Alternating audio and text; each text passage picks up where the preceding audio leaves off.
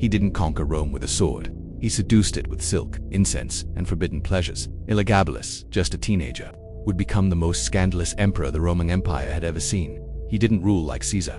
He reigned like a priestess, like a god, like desire given flesh. He danced in temples, slept with his guards, called a man his husband, and begged Rome's finest doctors to give him a womb. Was he insane or simply honest in a world built on lies? To some, he was a blasphemy in gold. To others, he was divine. But before the scandals, before the whispers of madness and worship, there was a boy and a prophecy. The year is 218 AD, and in the sun-scorched hills of Syria, a young high priest kneels barefoot before a sacred black stone, a symbol of the foreign sun god Elagabalus. His name was Varius Avitus Bassianus, but Rome would know him as Elagabalus. He was no general, no heir of battlefield glory. He was a painted prophet, with perfumed skin, painted lips, and a voice like a prayer. And he was lifted to power not by legions, but by women. His grandmother, Julia Misa, once cast out of Rome's court, returned with gold and a lie. She told the soldiers, "This boy is the son of Caracalla, a blood heir, a god-touched prince." The legionnaires didn't question. They took the coin and raised their swords. Elagabalus marched toward Rome not with an army but with incense and divinity. The reigning emperor Macrinus fled, his head rolled in Syrian dust, and a 14-year-old boy ascended the Roman throne. But what came next would defy everything Rome believed about power. Elagabalus entered the capital not in armor, but in shimmering robes. His chariot glistened, his smile, soft, knowing, unafraid. He didn't bend the knee to Rome. He expected Rome to bow to him. He transformed the imperial palace into a shrine of seduction, silk-draped rooms, scented with myrrh and rose. His lovers were soldiers, slaves, gladiators. His desire, a public ritual. He declared himself wife, and his charioteer Heracles his husband. He demanded the Senate recognize their marriage, not in secret, not with shame, but by law. Rome gasped. The nobles trembled. But Elagabalus only smiled. He wore golden dresses, pearls, and danced at temple feasts. Once he whispered to the crowd, "You do not worship the stone. You worship me," and they believed. For a time. But belief is fragile, and desire often turns to dread. The city began to whisper. The emperor sells himself by night. He begs to bleed like a bride. Elagabalus didn't just cross the line between man and woman. He dissolved it. Each morning he emerged as priestess, not prince. His hands smelled of rose oil. His voice grew soft. He pleaded with doctors. "Why would the gods give me a woman's soul in a man's body?" He offered gold to any healer who could make him a womb, not a spectacle, as salvation. But Rome, built on legacies of conquest, saw not pain but perversion. Still, Elagabalus performed his own liturgy. He kissed senators at banquets, sat on petal-covered thrones. He turned statecraft into ceremony, desire into doctrine. And to some, it was holy. To others, heresy in human form. He married a Vestal, virgin, one of Rome's sacred priestesses, swearing that their love would purify tradition, not stain it. He danced beneath sheer golden veils, proclaiming himself both sun and moon, bride and god.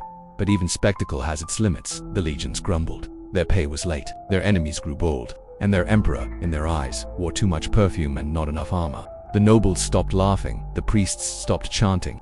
And Julia Misa, the very woman who built the boy god, began to whisper once more. This time, about Alexander, a quiet, modest boy, her other grandson, a Roman child of discipline, not incense. And Rome listened. Elagabalus never noticed the silence that crept into his halls. He still danced, still prayed, still dreamed of wombs and weddings. But outside, the empire shifted beneath him. The same hands that once raised him up, now reached for daggers. And Julia Misa, once his maker, became his executioner. The tale of Elagabalus isn't just one of scandal. It's the story of how beauty can become threat, how divinity can become danger, and how, in the end, Rome could not tolerate a god who did not bleed the way they expected. Some say he was mad, others say he was ahead of his time. But whatever he was unforgettable. He spoke, the Taurian guard began to awe like him, the Senate noticed, even the public began to hope. Rome didn't need a goddess, it needed stability. So Julia mod her move. She urged Elagabalus to adopt Alexander to make him at first. Elagabalus laughed, but then he agreed. Maybe he thought it would calm the rumors. Maybe he thought he could control it. But in that moment, he signed yet his own ending. The Senate applauded the adoption. The guards cheered. Elagabalus felt the shift. He noticed how people looked at the boy not with fear but with trust, and that trust cut deeper than any insult. Funny how silence can be louder than 1,000 screams, isn't? I became paranoid. He stopped smiling, hecked off allowances.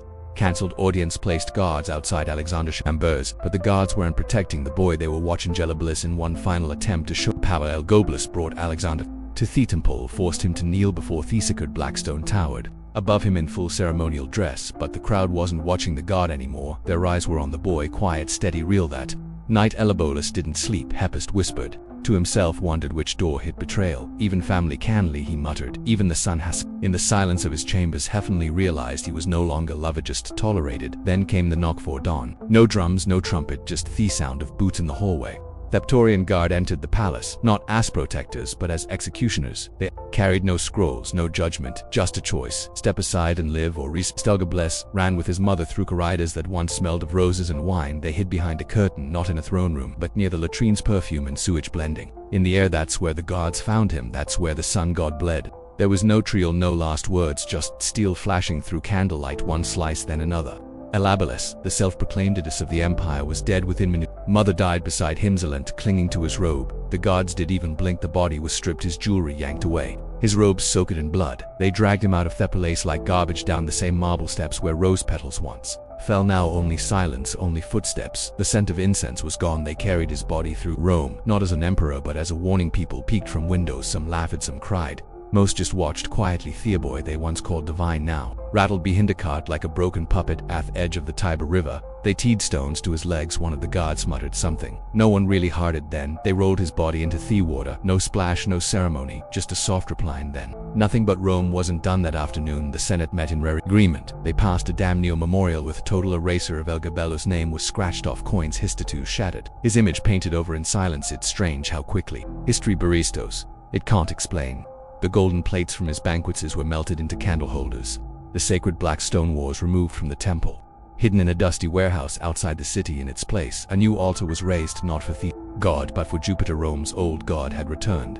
Every trace of him was meant to vanish. No tomb, no honor, no hymns, but whispers still lived in taverns and alleyways, and the uneasy dreams of senators do. You remember the boy in pearls? They would murmur. The one who wanted top come something else for centuries. Historians wrote him off, called him depraved, a monster, a disgrace. The boy woe turned the palace into a brothel. They described feasts filled with naked dancers and suffocating perfumes. They painted him as sin in human form, but look closer and you'll see the cracks in their stories. Coins from his reign show a calm boy. Titles are normal, no sign of chaos. Archaeologists found no old orgies in the ruins, only Moses quiet and strange. Some even wonder, was truly mad or just misunderstood? Modern scholars ask new questions. Was Elagabalus seeking identity in a world that offered him none? Was his fall the assault of cruelty or fear? And if a child today claimed to be both ruler and goddess, how quickly would we cast them out to beneath the ruins of his temple? Archaeologists still find broken tiles from Syria, tiny colorful pieces. Thatans lined the floors where Elagabalus prayed and called himself divine. The black stone is gone, the chants are gone, but the fragments remain quite stubborn, impossible to erase. Semiramis' story doesn't die, it just hides in their cracks. People say he was Rome's most depraved ruler, but depravity depends on perspective. Was he evil or simply differently? Didn't slaughter cities, he didn't burn books, he didn't raise taxes or starve the poor. His sin, if you could call it that, was showing Rome a truth it couldn't bear. That power, gender and identity are not as fixed as we pretend. He didn't fit the mold, and Rome didn't forgive that he wanted to live as both man and woman wanted to rule, not from a throne but from a stage. He blurred the line so deeply that the empire lost its balance. Rome didn't fall back as he was dangerous. It trembled because he was different. That's why they erased him, not out of rage but out of fear. Fear that if people remembered him not as a joke but as a symbol, they might start asking questions, dangerous questions about who gets to be war pot, who gets to lead, and what power really looks like. But stories don't stay buried. They resurface when the world is ready to hear them, and in recent years Elagabalus has reappeared not as a monster but as a mirror, a figure who challenges our ideas about identity, freedom, and the cost of being real. Some see him as a tragic hero, a young soul caught between myth and politics, a child will believe too deeply in his own magic. Others still see him as delusional, attention-hungry, immature. But one thing is certain, no one forgets him. He remains the only Roman emperor who begged to become a woman, the only ruler who offered his body to strangers not as weakness but as performance, the thinly crowned figure who asked to give a birth, not to heirs but to meaning. And maybe that is why his story still haunts us, because it asks a question we're still struggling with today. What happens? Someone refuses to live by the script society hands them. What happens? Someone dares to rewrite it, and how far will power go to silence that voice in the end? Elagabalus didn't fall because he ruled badly. He fell because he didn't pretend. The private public theatrical, the invisible visible, and for that Rome destroyed him, not with fire, not with justice, but with silence. But silence too has a limit. You can throw a body into a river, scratch a name off stone, but you can't erase A story that touches a nerve. Elagabalus may have a deed young, but his ghost walks through every system that fears change, every institution that demands masks, and every heart that secretly longs to be free. Centuries passed, empires rose and fell, yet Elagabalus remained buried, not in marble, but in memory. His name faded from textbooks, but not from whispers. Artists painted him in secret, poets hinted at his life between the lines, and in dark corners of libraries, scholars began to ask, what if we got it wrong? He was a priest, a performer, an emperor, a dreamer, but also just a boy, a teenager, thrown into power too soon, surrounded by politics, betrayal, and worshipped. And no one ever taught him the difference between love and control, between ritual and truth. Rome expected a Caesar, instead they got a mirror. Elagabalus held it up to the empire's face and asked, what are you so afraid of?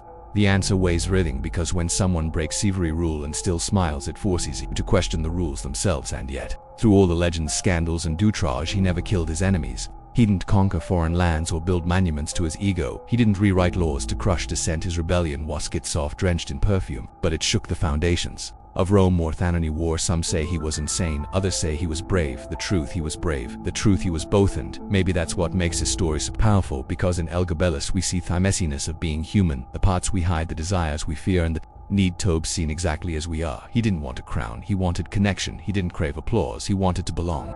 And when the empire refused to give him that, created his own world, one where identity was fluid, where gods could weep, where the emperor could cry.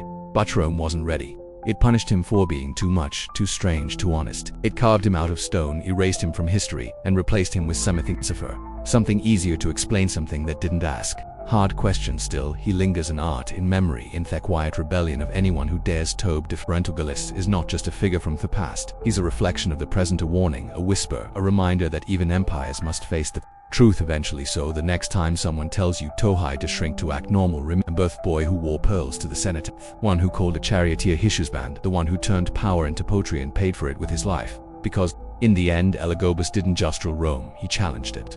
And while Rome may have buried his name, they could never bury what he stood for, and that is this kind of immortality no empire can erase. Stand today on the Palatine Hill where his temple once stood, and you want find the black stone you want there.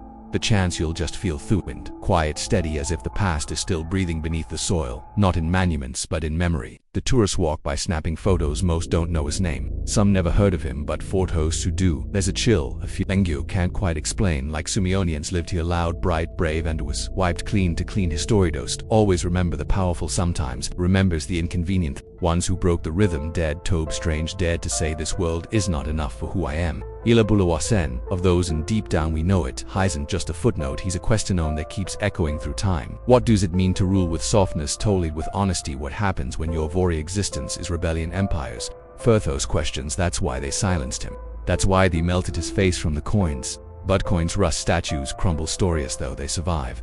Especially the ones that make us uncomfortable, because of stories like Elagabalus aren't just about the past, they're about the present, about the quiet battles people still fight to live as they are, to love who they love, to stop pretending, and sometimes to simply be seen. Maybe that's why his ghost still lingers, not to haunt but to remind that being different is a curse. It's a kind of truth, and truth, when spoken too clearly, always shakes the walls a little. So if you ever feel like you don't fit the mold, if you've ever been told to sit down, be quiet, act normal, remember Elagabalus Ramba, the boy who turned worship into dance, power into intimacy, fear into color. He wasn't perfect, human, safe, but he was real. In a world built on masks, he dared to be fully, dangerously, beautifully himself, and maybe that's the bravest thing a person can do. So ask yourself, if he stood before us today, dressed in silk, eyes lined in gold, voice soft but certain, would we still call him depraved, or would we finally say, I see you, and me in it? Thanks for watching.